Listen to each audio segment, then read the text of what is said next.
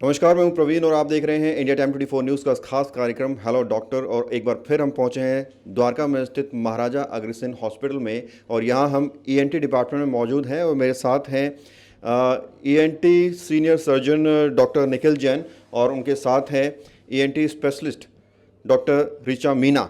इनसे हम बात करेंगे नाक, कान और गले से जुड़ी बीमारियों के संबंध में। क्या कुछ बीमारियां ऐसी होती हैं कि आपको इनसे कंसल्ट करना चाहिए और कैसे आप इन बीमारियों से बच सकते हैं। आप दोनों का बहुत बहुत स्वागत है। नमस्कार। मैं senior ENT surgeon Maharaja Agrasen hospital Dwarka. मुझे महाराजा अग्रसेन हॉस्पिटल के साथ लगभग 4.5 साल हो चुके हैं। 2017 से मैं एसोसिएटेड हूँ और बड़ा अच्छा लगता है। It's an esteemed institution to be a part of which and काफ़ी इस 4.5 साल में काफ़ी उन्नति करी है यहाँ पर इस डिपार्टमेंट ने ईएनटी के। मैम, आप भी थोड़ा इंट्रोडक्शन दे दीजिए। नमस्ते, मैं डॉक्टर ऋचा मीना। मैं महाराजा अग्रसेन के साथ पिछले 2 साल के आसपास से हूँ। तो डॉक्टर निखिल, सबसे पहला सवाल मेरा आपसे रहेगा कि नाक, कान और गले से संबंधित ऐसी क्या कुछ बीमारियां हैं कि पेशेंट को आपसे संपर्क करना चाहिए। कान के बारे में बात करते हैं तो सबसे पहला जो विषय संपर्क का रहता है वो कान से सुनाई नहीं देता, हियरिंग लॉस। कई बार कान बहने की समस्या, इमरजेंसी की बात करते हैं तो कान में दर्द होना, कान में कुछ चले जाना, छोटे बच्चे आते हैं अक्सर जिस चीज़ की वजह से। नाक से संबंधित बातें हैं जैसे कि नाक बंद रहना, अक्सर साइनस की शिकायत जिसे हम बोलते हैं, हेडेक रहना बार बार, गले में बलगम आना, खिचखिचाहट रहना गले में। तो इन सभी केसेस में इवन नाक को रीशेप करना, नाक को सुंदर आकार देना, इसको हम रैनोप्लास्टी बोलते हैं। तो उसके लिए भी हम बहुत अच्छे यहाँ पे जो है पेशेंट्स को हेल्प कर रहे हैं काफ़ी। डॉक्टर ऋचा, अक्सर लोग शिकायत भी करते हैं कि उन कानों में आवाज़ें आती हैं जिसको टिनाइटिस हम लोग कहते हैं, तो उसकी क्या वजह होती है? क्या इसका ट्रीटमेंट संभव है? देखिए, टिनाइटस जिसको बोलते हैं उसके अंदर कान के अंदर आवाज़ें आती हैं। अब वो बहुत सारे वजह से आ सकती है। कई लोगों को जिनको नसों की परेशानी होती है उनको कान में आवाज़ आती है, या कान का पर्दा गल जाने की वजह से या हड्डियाँ जुड़ जाने की वजह से भी आती हैं। तो जिस वजह से वो टिनाइटस हो रहा है, हम उस कॉज को ट्रीट करके और टिनाइटस ट्रीट कर सकते हैं। कई सर्जिकली ट्रीट हो जाती हैं, कईयों में हम मशीन का बेनिफिट दे पाते हैं, कईयों में हम कान में इंजेक्शन लगा के बेनिफिट दे पाते हैं। पर ज़्यादातर परेशानियों का हम कोई ना कोई इलाज ढूंढ के उनकी मदद कर दें। डॉक्टर निखिल, एक ऐसी बीमारी है कि खुद इंसान कम परेशान होता है लेकिन फैमिली वाले ज़्यादा परेशान होते हैं और वो है स्नोरिंग, खर्राटे लोग लेते हैं। तो उसकी क्या वजह होती है और क्या ट्रीटमेंट हो सकता है? देखिए, इसके बारे में मैं एक चीज़ हमेशा कहता हूँ मरीज़ों से। स्नोरिंग एक आमतौर पर सोशली एक हास्यास्पद विषय बना है कि स्नोरिंग को लेके, खर्राटों को लेके जो है मरीज़ एक विषय बन जाता है हास्यास्पद, बट उतना ही गंभीर उसके खुद के शरीर के लिए भी है। स्नोरिंग के कई कारण होते हैं, लेवल्स होते हैं जहाँ पर स्नोरिंग एक पूरी टोटलिटी में देखा जाए तो it is nothing but obstruction of airway. अब वो ऑब्स्ट्रक्शन जो है एयरवे नाक से शुरू हो जाता है और लंग्स तक जा रहा है। तो ऑब्स्ट्रक्शन हमारे अगर नाक में है, नाक की हड्डी टेढ़ा होना, नाक में पॉलिप होना, साइनस बने रहना, या गले में या नाक के पिछले हिस्से को देखा जाए खासतौर से बच्चों में एडिनॉइड टिश्यू का बना हुआ होना, तो ये एक नाक के कारण हो गए स्नोरिंग के। वहीं पे नीचे आते हैं तो तालू के लेवल, पैलेट के लेवल पर। तो पैलेट जो है हमारी किसी की मोटी हो जाती है, किसी की काफ़ी फ्लैबी हो जाती है तो वो फड़फड़ाती है। पीछे जैसे ही पेशेंट सर करता है तो वो गले से चिपक जाती है सोते टाइम। तो इसलिए सोते टाइम जो है कारण स्नोरिंग बहुत ज़्यादा देखने में आती है।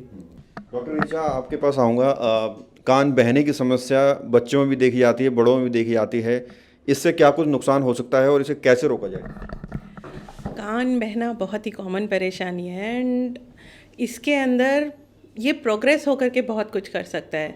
आजकल एंटीबायोटिक के ज़माने में हम उतने कॉम्प्लिकेशंस नहीं देख रहे हैं, पर शुरुआत में अगर आप देखेंगे तो कान के पीछे स्वेलिंग होके पस भर जाता था, लोगों के गर्दन में पस आ जाता है, उसकी वजह से दिमाग में पस भर जाता है। तो उसकी वजह से बहुत ही सारे कॉम्प्लिकेशंस होते हैं बहुत लेवल पे। तो अगर हम इसको बहुत जल्दी एड्रेस कर लें कि जब कान बहना चालू हुआ है तब से हम उसका इलाज चालू करें, तो हड्डियों की परेशानी नहीं होगी, ब्रेन में नहीं जाएगा, कान के पीछे हड्डियां नहीं गलना चालू होंगी, आपके गर्दन या कान के पीछे वाली जगहों पे मवाद भर के वहाँ पर स्वेलिंग या एब्सेस नहीं बनेगा। सर्जरी तक आ सकती है। नौबत सर्जरी से भी ज़्यादा सर्जरी की आ सकती है, तो इसीलिए एक छोटी सर्जरी से बड़ी सर्जरीज का आप फ़ायदा कर रहे हैं अपने आप को। और केस कई बार ब्रेन एब्सेस बन के न्यूरोसर्जिकल का केस बन जाता है। बहुत आमतौर पे हम एक मिडिल क्लास या अपर मिडिल क्लास स्टेटस में नहीं देखने में आता, क्योंकि पेशेंट्स काफ़ी अवेयर होते हैं, फटाफट एक ट्रीटमेंट को खोजते हैं। पर लगभग लो सोशो इकोनॉमिक स्टेटस में पेशेंट्स कई बार सर भारी होना, सर दर्द होना, चक्कर आने तक की बीमारियां शिकायतें लेके आते हैं, कान सिर्फ बहने की वजह से। एक तो कोल्ड होता है नॉर्मल, महीने में 3 महीने 4 महीने में नॉर्मली होता है, लेकिन कुछ लोग कहते हैं कि उनको ज़्यादातर उनके गले में दर्द रहता है, खराश रहती है, ज़्यादातर उनको हर दूसरे तीसरे दिन कोल्ड हो जाता है। तो ये क्या कुछ स्पेसिफिक बीमारी है या सिर्फ नॉर्मल है? देखिए, आमतौर पर चेंज ऑफ वेदर एक बहुत खास तौर से जिस एनवायरनमेंट में हम हैं, दिल्ली में बड़े मेट्रो महानगर वगैरह में पोल्यूटेड एयर रहती ही है, तो डस्ट एलर्जी बहुत कॉमनली देखने में आते हैं।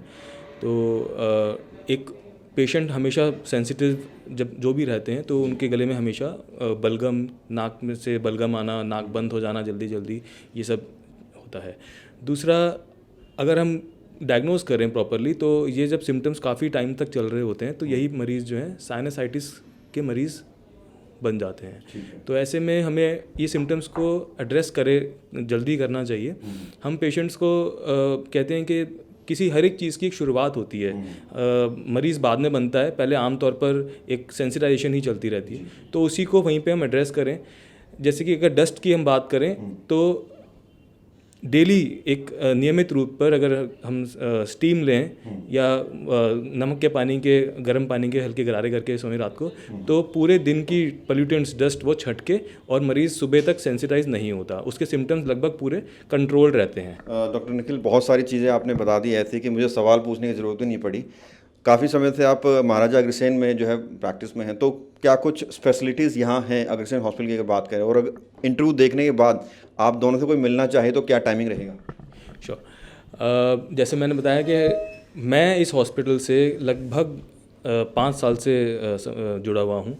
इस हॉस्पिटल में कई सीनियर ENT स्पेशलिस्ट भी पहले एसोसिएटेड थे, और अभी मैं और डॉक्टर ऋचा यहाँ पर काफ़ी लंबे समय से हैं।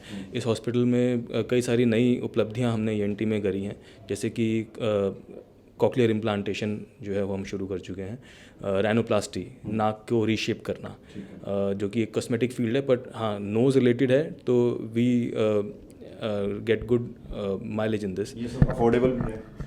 अफोर्डेबल, देखिए ये एक हेल्थ केयर है, तो सुबह 8:30 बजे से 10:30 बजे तक एक जनरल OPD की पर्ची भी बनती है, और 11 बजे से 1 बजे तक हम प्राइवेट OPD भी कैटर करते हैं।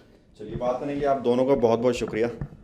तो ये थे मेरे साथ डॉक्टर ऋचा मीना और निखिल जैन, जिन्होंने नाक, कान और गले संबंधी तमाम बीमारियों के बारे में ऐसी जानकारियां दी जो शायद आप जानना चाहते होंगे। और इसके अलावा अगर कोई सवाल आपके जहन में है तो आप कमेंट्स में मेंशन करें, ताकि नेक्स्ट टाइम जो हम इनसे मिलें तो आपके लिए वो सवाल इनसे कर सकें। बहरहाल, कैमरा जर्नलिस्ट निखिल के साथ प्रवीण, इंडिया टाइम 24 न्यूज़। खबरों से खबरदार रहने के लिए चैनल को सब्सक्राइब करें और प्रेस करें बेल आइकन।